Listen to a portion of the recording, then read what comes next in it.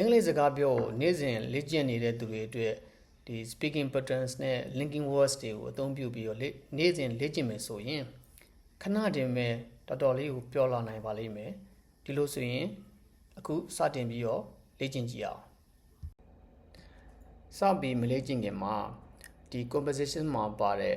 ဒီ speaking patterns နဲ့ linking words တွေကိုအရင်သိထားအောင် note down လုပ်ထားလိုက်မယ်ပေါ့နော်ဆိုပါလေလဲ how about ဒီလိုဆိုရင်ကို how about your plan မင်းရဲ့ plan ကိုမင်းရဲ့အစီအစဉ်ကဘယ်လိုလဲ I'm thinking of စဉ်းစားနေတာ let me check ငါပြန်စစ်ကြည့်လိုက်မယ်လေ by the way စကားမဆက် actually အမှန်တကယ်တော့ in that case အဲ့ဒီလိုဆိုရင်လေ if you went မင်းဆန္ဒရှိမယ်ဆိုရင်တော့ it depends on ချင်းနေပေါ်မူတည်တယ်ပေါ့နော် it depends on you ဒါတော့မင်းရဲ့ပုံမှာမင်းပုံမှာမူတည်တယ်ပေါ့ as long as လုံးနေသည်ဖြစ်ရှိနေသည်ဖြစ်လို့အဓိပ္ပာယ်ရတယ်ဆိုရင်စပြီးတော့စကားပြောလေ့ကျင့်ကြည့်အောင် hey what are you doing this weekend ဒီစနေတနင်္ဂနွေမှာမင်းဘာလုပ်ဖို့ရှိလဲ I'm not sure yet I'm thinking of going to beach အသိတော့မသိကြသေးဘူးကွာဒါပေမဲ့ကမ်းခြေသွားဖို့တော့ငါစဉ်းစားနေတယ်ပေါ့နော် That sounds nice How about going on Saturday morning ဟောသိကောင်းတာပဲဒါဆိုရင်စနေနေ့မနေ့ပိုင်းဆိုရင်ကော Saturday works for me Let me check my schedule first စနေနေ့ဆိုရင်တော့သဘောတူတယ်ရရလေအဆင်ပြေရလေဒါဆိုရင်ငါအစီအစဉ်တွေပထမဦးဆုံးကတစ်ချက်ပြန်စစ်ကြည့်လိုက်မယ် Sure no rush just tell me when you are free တော့တေးကြတာပေါ့မင်းအလင်းမလို့ပါဘူးမင်းအားတဲ့ချိန်တော့ငါ့ကိုပြောလေ Okay I will message you later today ကောင်းပြီလေအဲ့ဆိုရင်ခဏနေငါမင်းစီကိုစာပြန်လိုက်မယ်ဆိုရင်ပြောခဲ့တဲ့ဒီ compositions တွေကိုပြန်ပြီးတော့မှမှတ်ကြရအောင်ဘယ်လိုမျိုးမှတ်မလဲဆိုရင်ပထမဆုံးပြောတာဘယ်လိုလဲ What are you doing this weekend ဒါ making plan ဆိုတဲ့ခေါင်းစဉ်အတိုင်းပဲဒီ plan တွေကိုစီစဉ်နေဆုံးဖြတ်ပြီးသားအရာတွေကိုပြောတဲ့အခါမှာစီစဉ်နေဆုံးဖြတ်ပြီးသားစီစဉ်တွေကိုပြောတဲ့အခါမှာ present continuous tense ကိုသုံးရတယ်အဲ့ဒါကြောင့်မို့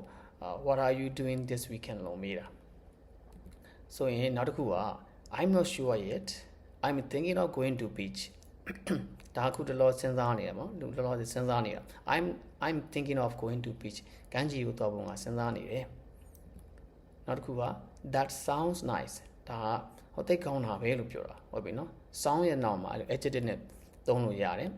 နောက်တစ်ခုက that sounds great or that sounds good သိကောင်းတာပဲဆိုရင် how about going on Saturday morning ဒါဆိုရင်စနေနေ့မနေ့ပိုင်းကိုသွားမယ်ဆိုရင်ကို how about you မင်းကို how about အသုံးတော့မှတ်ထားရမယ်နောက်တစ်ခုက Saturday works for me ဒါစနေနေ့မှာလုပ်မယ်လို့ပြောတာမဟုတ် I agree with you လို့ပြောတာ I'm okay on Saturday ဆိုတော့ငါအဆင်ပြေတယ်လို့ပြောတာ Let me check my schedule first ဆိုရင်ငါတစ်ချက်စစ်ကြည့်လိုက်မယ်လေပထမဦးဆုံးငါရဲ့အစီအစဉ်တွေကိုပြန်ပြီးတော့စစ်ကြည့်လိုက်မယ်လို့ပြောတာ Let me check နောက်တစ်ခုက Sure သိကြတာပေါ့အဆင်ပြေတယ်လေ No rush အလင်းမလိုပါဘူးကွာဟုတ်ပြီနော် Just tell me when you are free မင်းအားတဲ့အချိန်ကိုတော့ငါ့ကိုပြောပါ Okay I will message you later today ဆိုရင်ခဏနေတော့ငါမင်းစီကိုစာပြန်လိုက်မယ်လေဒီလိုဆိုရင်ဒီနေ့ပြောခဲ့တဲ့စကားတွေကိုခဏခဏပြန်ပြောကြည့်ပြီးလို့ရှိရင်ဒီပြန်ပြီးတော့တခြားအကြောင်းအရာတွေပြန်ပြီးစားထုတ်ကြည့်ပေါ့နော် I'm not sure yet so I'm thinking of နောက်ကနေပြီးတော့ကိုဘာလုပ်မယ်ဆိုတဲ့အရာနောက်ပြီးတော့ how about you မင်းကို how about your plan မင်းရဲ့အစီအစဉ်ကို how about နောက်ကနေပြီးတော့ဘာကြီးမလဲနောက်ပြီး I'm thinking of စဉ်းစားနေတယ်ဟုတ်ပြီနော်နောက်ပြီး Saturday works for me စနေနေ့ကတော့ငါ့အတွက်အဆင်ပြေတယ်ကွာဟုတ်ပြီနော် your plan works for me မင်းရဲ့အစီအစဉ်တွေမင်းရဲ့အစီအစဉ်အားတော့ငါသဘောတူတယ် I'm agree with you လို့ပြောတာဟုတ်နော်ငါအဆင်ပြေတယ်အစီအစဉ်ကအဆင်ပြေတယ်ငါလက်ခံတယ် works for me တခြားမှတ်ထားမယ်နောက်ထပ်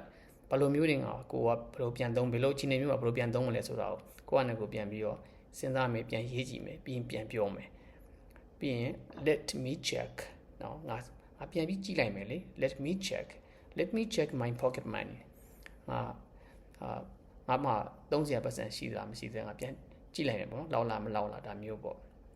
let me check ပြီးတော့ sure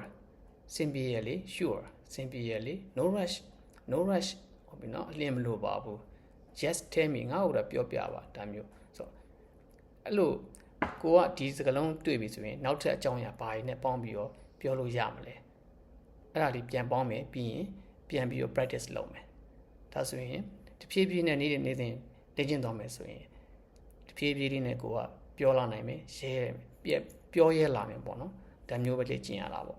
ဆိုရင်ဒီ conversation ကတော့မပြီးသေးဘူးနောက်ထပ် video အများကြီး